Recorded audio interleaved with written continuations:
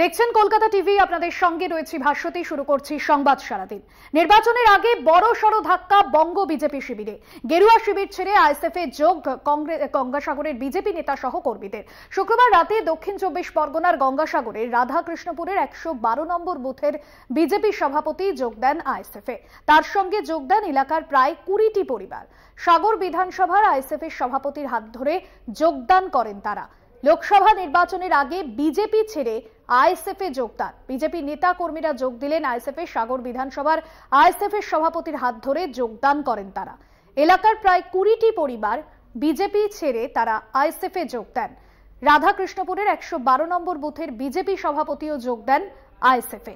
গঙ্গাসাগরের রাধাকৃষ্ণপুরের 112 নম্বর booth সভাপতি সহ বিজেপির কর্মী সমর্থকরা আইএসএফ এ যোগ দেন। গেরুয়া শিবির ছেড়ে আইএসএফ এ যোগ লোকসভা নির্বাচনের আগে বড়সড় ধাক্কা বঙ্গ বিজেপি শিবিরে।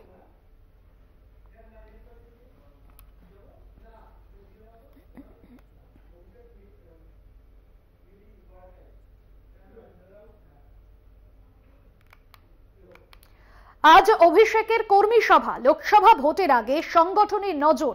কুলপিতে কর্মী সভা করবেন তৃণমূল সেনাপতি। মথুরাপুর লোকসভা কেন্দ্রে কুলপিতে কর্মী সভা। সাংগঠনিক বৈঠকে ঠিক কি বার্তা দেবেন অভিষেক বন্দ্যোপাধ্যায়, সেদিকেই নজর রয়েছে সকলের। আজ অভিষেক বন্দ্যোপাধ্যায়ের কর্মী সভা রয়েছে। গতকালও বেশ কয়েকটি কর্মী সভা ছিল তার। মথুরাপুর লোকসভা কেন্দ্রে কুলপিতে কর্মী সভা। সাংগঠনিক বৈঠকে কি বার্তা দেবেন দলীয় কর্মী সমর্থকদের, সেদিকে নজর রয়েছে সকলের। সামনে লোকসভা নির্বাচন এবং তার আগে বিভিন্ন জায়গায় যেরকম প্রচার সারছেন রাজনৈতিক দলের প্রার্থীরা। তৃণমূল সেনাপতি অর্থাৎ তৃণমূলের second in command Mathurapur Lok Sabha কেন্দ্রে কুলপিতে কর্মী সভা করবেন, আর সেখান থেকেই সাংগঠনিক বৈঠক রয়েছে তার। কি বার্তা দেন দলীয় কর্মী সমর্থকদের উদ্দেশ্যে, সেদিকেই নজর সকলের। বিশেষ প্রতিনিধি দেবজ্যোতি ঘোষ রয়েছেন ফোন লাইনে। দেবজ্যোতি, আজকের যে সাংগঠনিক বৈঠক, অভিষেক বন্দ্যোপাধ্যায় কোন কোন বিষয়ে বার্তা দিতে পারেন?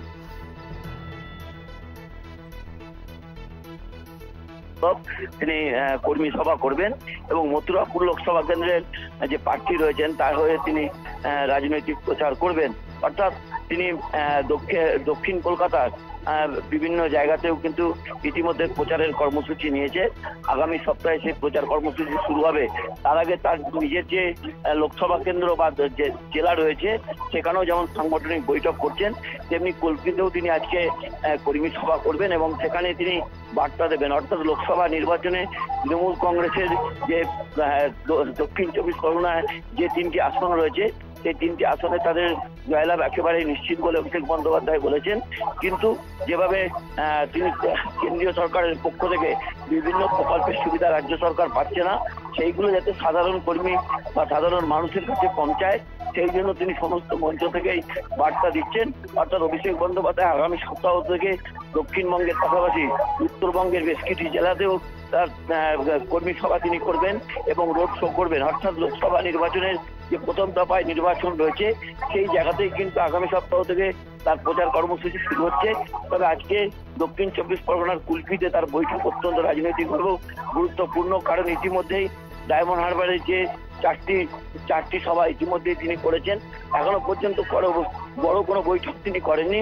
মূলত কর্মী বৈঠকের উপর তিনি জোর দিচ্ছেন, সেই জায়গাতে আজকের বৈঠক গুরুত্বপূর্ণ। একদমই ধন্যবাদ জানাবো দেবজ্যোতি।